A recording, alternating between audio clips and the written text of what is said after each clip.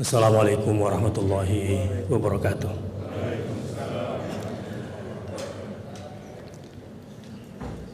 Alhamdulillahil karimir rahman, 'allamal Qur'an, khalaqal insan, 'allamahul bayan. Asyhadu an la ilaha illallah wa asyhadu anna Muhammadar Rasulullah. Allahumma fashalli wa sallim wa barik ala nabiyyina wa habibina wa syafi'ina wa qa'idina wa maulana Muhammadin sallallahu alaihi wasallam wa ala alihi wa sahbihi wa sallim.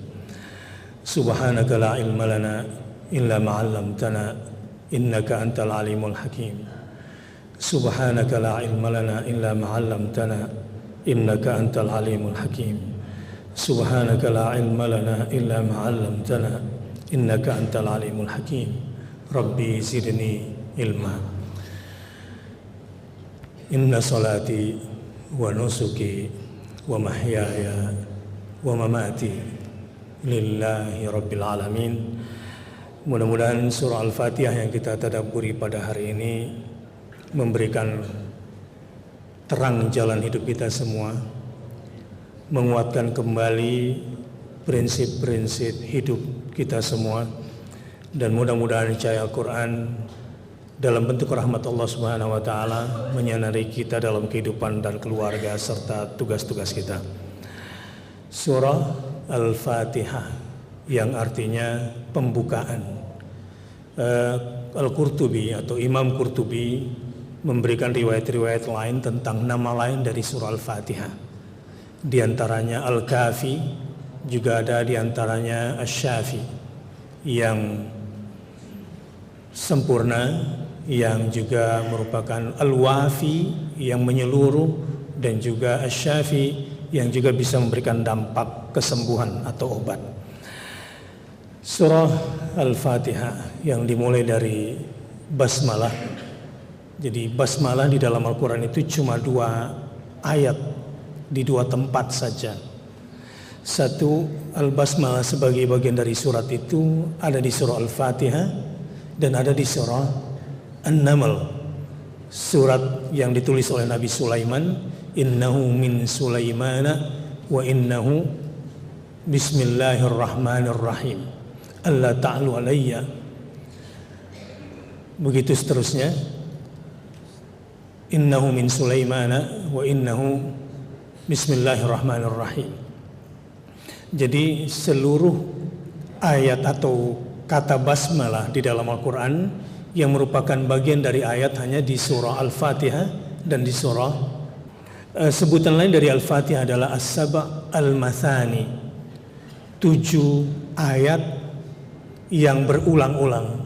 Para ulama menafsirkannya, yang pertama, apa yang dimaksud dengan 7 ayat berulang-ulang adalah 7 ayat ini yang dibaca berulang-ulang setiap hari minimal 17 kali di dalam salat. Tentu ada rahasia Allah kenapa ayat ini harus diulang 17 kali setiap hari. Dan ada yang mengatakan As-Saba' Al-Mathani, 7 ayat yang berulang ini adalah karena di 7 ayat ini Allah diulang-ulang dipuji. Kalau boleh sedikit saya jelaskan di mana bentuk pujian terhadap Allah di 7 ayat ini. Saudara-saudara, kemarin saya dengarkan sekilas El Matiana, apa sih mantra yang diajarkan sama A.A. Gatot? Kok sampai orang-orang ini semua kayaknya kena sihir dan kesirep? Mantra apa yang dia bacakan, dan itu harus dibaca 5.000 kali sehari. Ternyata enggak jelas juga mantranya.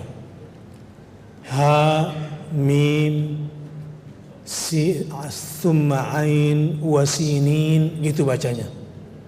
Ha, jadi ada ha mim, kemudian ainin, itu huruf ain, summa sinin, ada huruf sin, wa qafiha, gitu, dan huruf qafnya jibalu zalzala, gitu. Itu mantra yang dibaca, yang diajarkan oleh Gatot ini kepada semua penghuni padepokannya itu. dan semua menyumbang kepada dia karena sedang membangun kerajaan jinnya itu. Itu bacanya sampai 5.000 kali. Saya ingin lanjut dulu.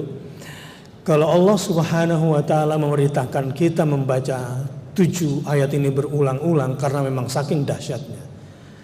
Dan tidak ada kekuatan mantra manapun dan pasti robek di hadapan kekuatan surah Al-Fatihah ketika kita membacanya, tentu dengan pemahaman dan keyakinan yang mendalam.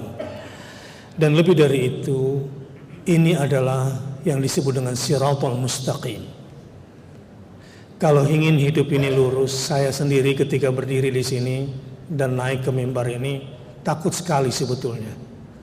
Sebab lebih bahaya ilmu yang saya ajarkan ini ketimbang granat atau bom yang dilemparkan kepada orang sampai mati.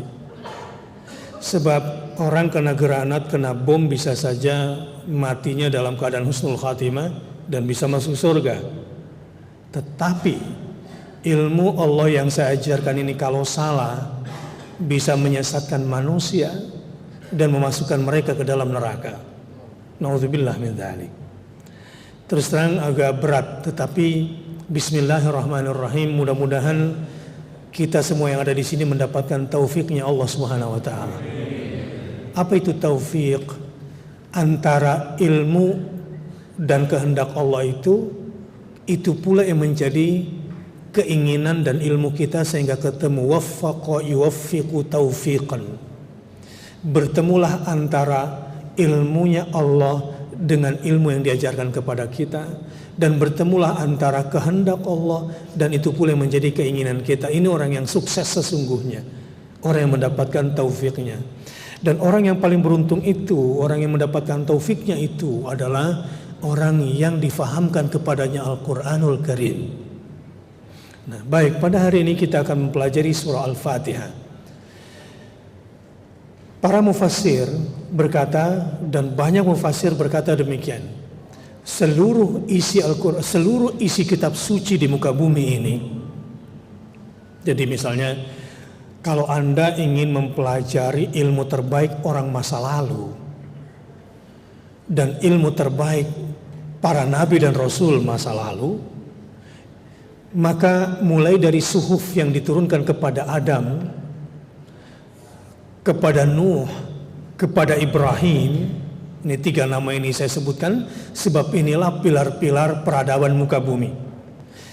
Kepada Adam adalah bapak biologis manusia pertama, Nuh adalah rasul pertama. Rasul pertama setelah terjadinya kemusyrikan adalah Nuh alaihissalam, dan kebejatan manusia yang mewabah begitu luar biasa jahatnya, sehingga Allah berkenan menurunkan nabinya Ibrahim alaihissalam adalah bapak manusia kedua. Tetapi Ibrahim sudah merupakan bapak ideologi. Pasca Nuh alaihissalam ada unsur bapak biologisnya sekaligus bapak ideologis, tapi tidak terjadi penghancuran manusia seperti masa Nuh di masa Ibrahim alaihissalam, sehingga dia adalah bapak ideologi manusia. Keturunannya semua atau induk semua para nabi dan rasul itu berkiblat kepada Ibrahim. Nah, sejak zaman Adam sampai kepada Muhammad SAW, seluruh ilmu terbaik, kalimat-kalimat terbaik di muka bumi ini sudah dirangkum dalam semua kitab suci. Dan semua kitab suci itu sudah dirangkum summary-nya, ringkasannya di dalam Al-Quran ini. Sehingga kita tidak perlu lagi membaca Taurat, Zabur, Injil, karena seluruh isinya sudah dirangkum oleh Al-Quranul Karim. Dan seluruh isi Al-Quran itu sudah dirangkum oleh seluruh surat-surat pendek di dalam Al-Quran. Dan seluruh surat-surat pendek Al-Quran itu sudah dirangkum oleh Al-Fatihah yang 7 ayat ini. Maka luar biasanya isi Al-Fatihah ini sebetulnya. Dan secara ringkas dari saya yang bodoh ini, saya akan menjelaskan ada 3 bagian penting di surah Al-Fatihah ini yang berjumlah 7 ayat ini. Bagian pertama isinya pujian. Bagian kedua isinya adalah penyerahan diri secara total kepada Allah Subhanahu wa taala. Dan yang ketiga isinya adalah permintaan yang paling hebat. Jadi semua yang berada di surah Al-Fatih ini, karena intisari seluruh Al-Quran berarti ekstrak semua isi Al-Quran. Ekstrak pujian terhadap Allah seperti apa, ekstrak penyerahan diri kepada Allah seperti apa, dan ekstrak permintaan kepada Allah itu seperti apa. Yang pertama, pujian terhadap Allah Subhanahu wa Ta'ala ada pada 4 ayat pertama. Bismillahirrahmanirrahim. Alhamdulillahi rabbil alamin. Ar-Rahmanir-Rahim. Maliki yaumiddin. Disinilah 4 pujian pertama, dan itu merupakan ekstrak dari semua pujian kepada Allah Subhanahu wa Ta'ala. Dan bagi siapa saja yang ingin mendapatkan kedekatan dan mendapatkan cipratan Allah yang maha terpuji itu, maka perhatikan 4 ayat yang pertama ini. Yang kedua adalah penyerahan diri secara total. Apa itu? Ada pada ayat 5. Iyyaka na'budu wa iyyaka nasta'in. Ini hakikat penyembahan dan penyerahan diri secara total kepada Allah Subhanahu wa Ta'ala. Masya Allah, beruntunglah orang yang dianugerahkan karunia taufik bisa menjalani hidup beriyyaka na'bud wa iyyaka nasta'in secara komplit. Baru bisa mendapatkan apa yang dimintakannya itu pada ayat 6 dan 7. Inilah sebetulnya permintaan orang paling hebat muka bumi. Di sini rahasianya kenapa para nabi dan rasul itu sering berdoanya dengan Rabbana. Jadi alhamdulillahi rabbil alamin. Nanti saya akan jelaskan secara ringkas di pertemuan yang singkat ini. Permintaan yang harus dan paling dibutuhkan oleh manusia sebetulnya, jamaah rahimakumullah, ada pada ayat 6 dan 7. Ihdinas siratal mustaqim. Itu permintaan yang seharusnya paling tinggi kita minta. Kalau ingin hidup ini selamat, bahagia, sukses, sekaligus mulia, ihdinas siratal mustaqim. Bahkan didetailkan di sini siratal mustaqimnya itu yang seperti apa karakternya. Seperti apa karakternya? Siratal ladzina an'amta alaihim ghairil maghdubi alaihim waladdallin. Amin. Barang siapa yang aminnya seusai membaca Al-Fatihah berbarengan dengan aminnya para malaikat, maka diampunkan semua dosa-dosanya. Semua dosanya yang lalu. Ini saking dahsyatnya surah Al-Fatihah, dan saya takut sekali sebetulnya menyampaikannya, dan mudah-mudahan Allah berikan taufik kepada kita semua. Dan saya pasti banyak salah, tapi mudah-mudahan dengan perantaraan malaikat-malaikat Allah, bapak-bapak dan ibu-ibu semua, difahamkan surat Al-Fatihah ini. Karena bukan saya mengajarkan Quran di sini, bukan. Ar-Rahmanu 'allamal Quran. Kalau Allah berkenan sebagai Ar-Rahman pada saat ini mengirimkan malaikat rahmatnya kepada bapak dan ibu, maka bapak ibu adalah orang yang paling beruntung pada hari ini. Jika difahamkan surah Al-Fatihah. Pertama, apa isi 4 pujian yang pertama ini? Jadi metode saya dalam menjelaskan ini barangkali secara ilmu logika itu dari makro ke mikro, minal kulli ilal juz'i, pembahasannya supaya di dalam waktu yang singkat ini keluar dari sini mendapatkan banyak bekal insya Allah. Jadi saya mungkin tidak terlalu masuk kepada pelik-pelik tafsir, apalagi belum makan siang seperti ini agak berat dimasukin tafsir. Sekarang bagaimana caranya Pak Ustadz dalam waktu singkat saya keluar dari sini, saya bisa mendapatkan keberkahan dan rahmat dari surah Al-Fatihah. Ikut saya. Yang pertama adalah Bismillahirrahmanirrahim. Bi dengan, ismi nama, Allah Allah, yang pakai alif lam, Ar-Rahman sekaligus yang Ar-Rahim. Jadi terjemahan saya ini sudah merangkap tafsir. Setiap kata bahasa Indonesia yang saya terjemahkan tadi itu sebetulnya mengandung tafsir. Bi dengan, maksudnya aku memulai. Setiap kita bilang bi sebelum ismi, artinya aku memulai. Dan aku memulakan segala sesuatu yang baik dalam hidupku, itu arti bi. Jadi mulai sekarang, kalau bilang bi, maka yang terbetik di dalam benak adalah aku memulakan segala sesuatu yang baik dengan, itu maksudnya. Silakan diulangi. Bi. Aku memulai segala sesuatu yang baik dengan. Itu maksudnya ketika bilang bi. Jelas? Ismi. Dengan nama. Yang disebut ismi di sini karena dia mudhaf kepada Allah, dia bentuk tunggal, ismun, dan ini nakirah, tidak ma'rifah, artinya kalimat ini bentuk tunggal dalam bentuknya yang umum dan dilekatkan kepada Allah, dimulai dengan isim. Ini artinya semua asmaul husna. Semua asmaul husna itu Allah sudah ringkaskan dengan satu kata isim di sini. Sehingga yang terbetik di dalam benak adalah aku memulai segala perbuatan baikku dengan menyebut namamu. Nama yang mana? Semua namamu. Itu yang kita adakan di dalam benak kita. Berapa sih namanya Allah?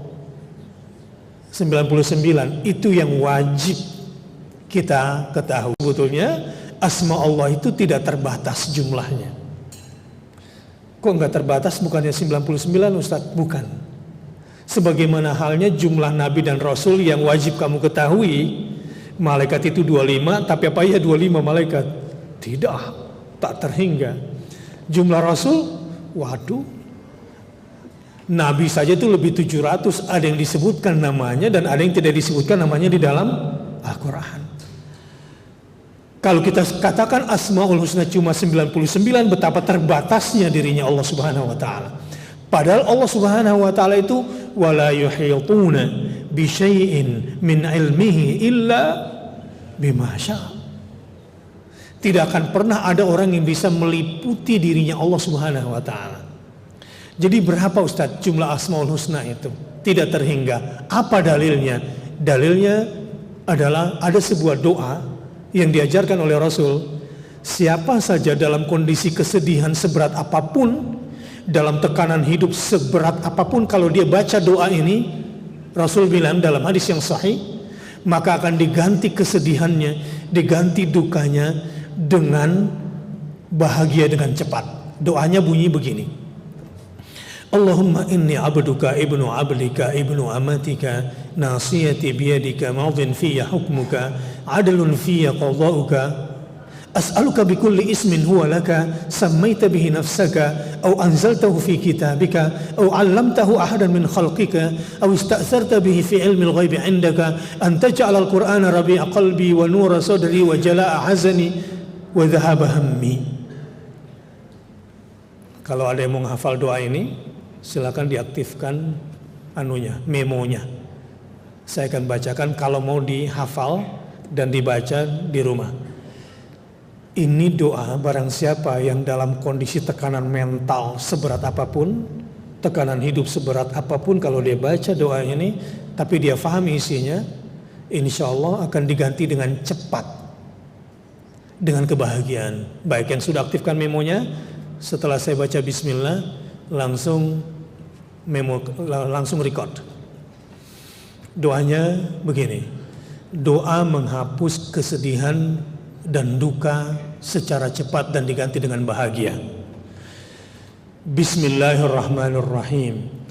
Allahumma inni abduka ibnu abdika ibnu amatika nasiyati biyadika madin fiyya hukmuka adlun fiyya qada'uka as'aluka bikulli ismin huwa laka sammaita bihi nafsaka aw anzaltahu fi kitabika aw 'allamtahu ahadan min khalqika aw ista'tharta bihi fi 'ilmi al-ghaibi 'indaka an taj'ala al-Qur'an rabi'a qalbi wa nura sadri wa jalaa huzni wa dhahaba hammi wa ghammi walhamdulillahi rabbil alamin. Artinya, ya Allah, aku ini cuma hamba-Mu.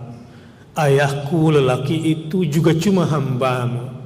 Ibuku perempuan itu juga cuma hamba-Mu. Ya Allah, apapun yang menimpaku, ini adalah hukum-Mu yang telah berjalan sebelum aku ada. Apapun yang menimpaku, ini adalah bentuk keadilan-Mu yang teradil untukku. Karenanya ya Allah, aku bermohon kepadamu lewat nama-Mu yang Kau sendiri memiliki nama itu, dan Kau sendiri yang menamakan dirimu dengan nama itu. Dan aku juga bermohon kepadamu lewat nama-Mu yang Kau turunkan di dalam Al-Quran-Mu. Aku juga bermohon kepadamu dengan perantaraan nama-Mu yang Kau ajarkan kepada hamba-hamba yang Kau kehendaki. Aku juga bermohon kepadamu dengan nama-Mu yang masih Kau rahasiakan di dalam ilmu gaib-Mu. Jadikanlah Al-Quran penyubur iman yang ada di dalam dadaku. Jadikanlah Al-Quran sebagai penerang cahaya di setiap sudut rongga dadaku. Dan jadikanlah Al-Quran sebagai penghapus kesedihanku dan penghilang semua doa, semua dukaku. Walhamdulillahi rabbil alamin. Itu isi doa itu. Begitu dalam. Di isi doa itu ada 3 komponen besar. 1, kalau kena musibah apapun, serahkan diri secara total bahwa peristiwa ini adalah hukumnya yang sudah ada sebelum kita ada, dan musibah itu adalah bentuk keadilan yang teradil untuk kita. Itu penggalan pertama. Kalau sudah seperti itu akan ringan, seringan-ringannya diri ini. Yang kedua, dari doa itu ada perantaraan, ada media bagi siapa saja yang ingin hidupnya tentram dan mendapatkan jalan yang tepat, mendapatkan pertolongan dari Allah adalah lewat namanya. Nah, di sini sekarang coba saya mau terjemahkan ulang bahasanya. Menurut Bapak dan Ibu sekalian, ada berapa jumlah Asmaul Husna? Ada berapa jumlah Asmaul Husna? Saya terjemahkan dari doa ini. Nanti setelah itu jelaskan kepada saya ada berapa. Ya Allah, aku bermohon kepadamu lewat nama-Mu, dan nama itu adalah milik-Mu, dan Kau sendiri yang menamakan dirimu dengan nama itu. Artinya, nggak boleh menyebut nama Allah bukan dengan namanya. Misalnya, saya sih terserah yang di atas aja. Pernah nggak Allah menyebut namanya seperti itu? Nggak boleh sembarangan. Panggil Allah sesuai dengan namanya. Ini password. Ini password. Bayangkan Anda pergi ke ATM, ada uang di dalamnya tapi nggak benar passwordnya. Kira-kira bisa dapat nggak? Nggak akan dapat uangnya itu. Orang yang tidak menyebut nama Allah dalam meminta segala sesuatu nggak dapat apa-apa. Karena semua ini bermula dari namanya. Nah sekarang jumlahnya. Aku bermohon kepadamu lewat nama-Mu yang Kau sendiri menamakan dirimu dengan nama itu. Aku juga bermohon kepadamu lewat nama-Mu yang Kau tuangkan di dalam Al-Quran. Asmaul Husna 99 itu tidak memuat nama Al-Hannan, Al-Mannan. Jadi yang 99 itu belum mencakup semuanya. Ada nama Allah di dalam Al-Quran yang tidak tercantum di dalam 99 itu. Baik ada yang di dalam Quran maupun yang ada di dalam Al-Hadis. Aku juga bermohon kepadamu lewat namamu yang kau ajarkan kepada hamba-hamba pilihanmu. Allahu Akbar. Bapak, Ibu, difahamkan oleh Allah satu nama saja. Satu saja. Nama Allah difahamkan kepada kita. Kita dipilih menjadi agen namanya di muka bumi ini. Itu sama halnya dibuka satu pintu surga buat Bapak dan Ibu. Kalau kita ke Masjidil Haram, itu kan ada pintu-pintu Masjidil Haram kan ada nama-namanya. Pertanyaan saya, pintu surga itu apa namanya? Asmaul Husna. Jadi nama pintu surga itu adalah asma Allah nanti itu. Baik. Aku juga bermohon kepadamu lewat namamu yang masih kau rahasiakan di dalam ilmu gaibmu. Pertanyaannya, ada berapa Asmaul Husna? Tak terhingga jumlahnya. Tapi orang yang beruntung di ruangan ini adalah difahamkan saja kepada kita siapa itu Allah, siapa itu Rabbul Alamin, siapa itu Ar-Rahman, siapa itu Ar-Rahim, siapa itu Al-Malik, Malik Yaumiddin. Anda tidak akan pernah ditembus oleh kekuatan apapun di muka bumi ini. Karena Bismillahilladzi la yadurru ma'asmihi syai'un fil ardi wala fis sama'i wa huwas sami'ul alim. Dengan namanya, ketika aku sebut namanya dan aku mendapatkan perlindungan dari namanya, tidak akan pernah ada kekuatan yang bisa mencelakakan aku, baik kejahatan itu datang dari langit atau datang dari bumi. Bapak, sebagai seorang polisi tentu banyak sekali ancaman. Saran saya, minimal 3 kali di waktu pagi sebelum berangkat ke kantor baca ini. Bismillahilladzi la yadurru ma'asmihi syai'un fil ardi wala fis sama' wa huwas sami'ul alim. Dan itu lifetime-nya hanya sampai menjelang matahari terbenam. Lifetime itu doa itu, Bapak mungkin punya kekebalan harus tetap pakai rompi anti peluru, tetap. Tetapi rompi anti peluru itu terlalu gampang ditembus oleh kekuatan gaib. Pusat sistem jantung kita alladzi yuwaswis fi sudurin nas itu gampang dikendalikan itu. Wujud kita sebagai manusia, tapi sistem hati kita sudah dikendalikan oleh setan, sehingga tangan kita ini, pistol kita ini bukan mengarah kepada kebatilan, bisa kemana-mana larinya. Nanti sore baca lagi itu 3 kali. Bismillahilladzi la yadurru ma'asmihi syai'un fil ardi wala fis sama'i wa huwas sami'ul alim. Tapi kalau mau totally protectionnya itu adalah baca A'udzu bikalimatillahi tammati min syarri ma khalaq. Itu baca 3 kali juga di awal pagi dan di awal sore. Nah, kenapa ada apa dengan doa-doa itu tadi? Karena ada ism dan ada kalimat. Ada ism, ada kalimat. Saya bilang begini, itu Gatot Brajamusti dengan kekuatan apapun. Saya bilang kalau pasien-pasiennya ini semua membaca asma Allah itu robek semua, itu nggak akan mampu melawan, nggak akan kuat. Yang mengerikan sekarang ini prostitusi anak ya. Ternyata data KPAI barusan saya ngobrol, di Jawa Barat saja sudah 13.000 anak pelaku korban disodomi itu. Dan ini besarnya mereka akan menjadi epidemi. Anak-anak kita pun kita lindungi. Saya biasanya kalau keluar rumah ya, lindungi juga anak kita, Pak. Kan biasanya begini, orang jahat itu memang tidak bisa menyerang kita, tapi akhirnya nyerang keluarga kan, nyerang istri, nyerang anak, nyerang suami. Makanya kita juga harus lindungi mereka. Misalnya dengan berkata u'idzuka, kalau ke istri u'idzuki bikalimatillahi tammati min syarri ma khalaq. Dan ini adalah sebuah kekuatan yang Allah berikan dan ajarkan kepada kita semua. Tapi substansinya, bahwa siapa saja yang berlindung kepada Allah, memulai segenap pekerjaan dengan menyebut nama Allah, maka dia akan mendapatkan pertolongan dari Allah Subhanahu wa Ta'ala. Misalnya masalah jabatan, masalah positioning. Jangan kehilangan arah.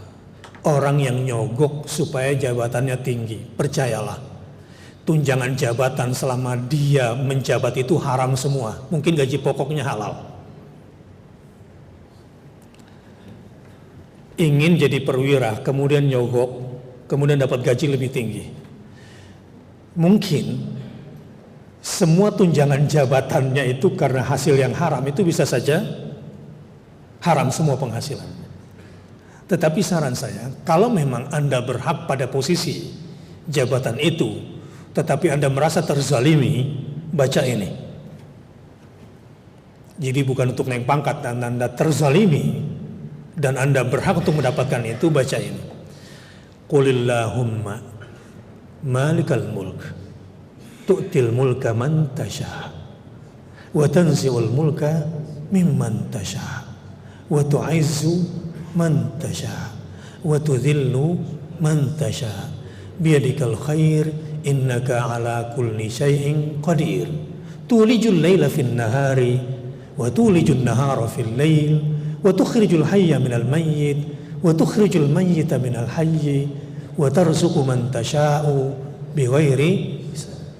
Itu surah Ali Imran ayat 26-27. Tahu nggak isinya apa? Isinya itu kita semua, Bapak dan Ibu, sedang memohon pertolongan dari asma Allah. Satu nama Allah di situ. Malikal. Siapa itu Malikal Mulk? Penguasanya, semua penguasa berikut semua kekuasaannya. Siapa itu Malikal Mulk? Rajanya, semua raja berikut semua kerajaannya. Jadi orang yang menyebut nama Allah, Qulillahumma Malikal Mulk, katakanlah, wahai raja, semua raja berikut semua kerajaannya. Wahai penguasa, semua penguasa berikut semua kekuasaannya. Engkaulah yang memberikan kekuasaan terhadap orang yang kau kehendaki. Engkau juga yang akan mencabut paksa gitu. Wa tanzi' wa naza'. Naza' itu adalah, kalau dalam kematian ada suasana naza' namanya. Suasana naza' itu adalah semakin orang menolak dicabut nyawanya, biasanya semakin sakit. Maka matinya pun gitu. Semakin sakit, itu suasana naza'. Naza' itu adalah ketika orang menolak untuk dicabut nyawanya. Itu suasana naza' saat sakratul maut. Kekuasaan pun demikian. Orang pada posisi tertentu dan dia sadar ini waktunya pensiun, banyak yang kena post power syndrome. Kenapa? Ya karena dinazak oleh Allah dari kekuasaannya dan saat hatinya tidak bisa menerima, dan ternyata jabatannya selama ini menjadi bencana bagi dia. Jadi jalani saja dengan halal, dengan profesional, dengan jujur, dengan amanah. Mohon dengan namanya saja. Qulillahumma malikal mulk. Percayalah, dia yang memberikan kekuasaan, dia juga bisa mencabut paksa dari yang dia kehendaki. Dan ingat, Ustadz, kok ada dia bisa lebih cepat dari saya padahal dia junior saya, dan sebetulnya kelakuannya nggak benar, dan dia sebetulnya begini dan begitu. Ingat, Allah itu huwal muqaddim huwal muakhir. Allah yang maha mempercepat, mengedepankan, Allah juga yang maha memperlambat. Artinya ketika dia mempercepat dirinya di luar aturannya, Allah bisa tarik dia lebih jauh lagi ke belakang nanti.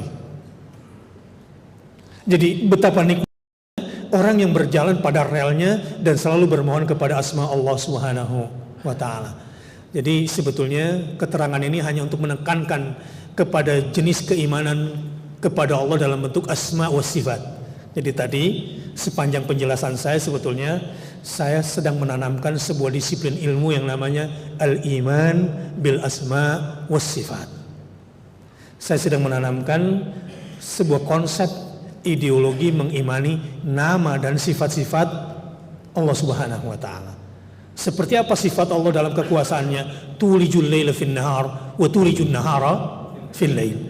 Allah bisa memaksa malam jadi siang dan bisa memaksa siang menjadi malam. Dari gelap segelap-gelapnya menjadi terang seterang-terangnya, dari terang seterang-terangnya menjadi gelap segelap-gelapnya. Tapi Allah juga bisa mengeluarkan yang hidup dari yang mati dan mengeluarkan yang mati dari yang hidup. Ini maknanya juga luas. Maka bersyukurlah mereka-mereka yang mengimani asma dan sifatnya Allah Subhanahu wa taala. Sudah jam 1. Penjelasan saya baru pada bismi. Belum Allah. Kita lanjutkan bulan yang akan datang insyaallah. Karena jatah saya cuma sekali sebulan di minggu kedua. Saya Bakhtiar Nasir, mohon maaf. Semoga Allah lindungi ilmu kita dari kesesatan. Dan mudah-mudahan apa yang kita dapatkan pada hari ini mendapatkan rahmat dan taufik dari Allah Subhanahu wa taala. Aqulu qouli hadza wa astaghfirullah li wa lakum. Mudah-mudahan yang sedikit ini bukanlah sedikit. Mana mungkin dianggap sedikit kalau sudah berkaitan dengan ilmunya Allah Subhanahu wa taala. Wassalamualaikum warahmatullahi wabarakatuh.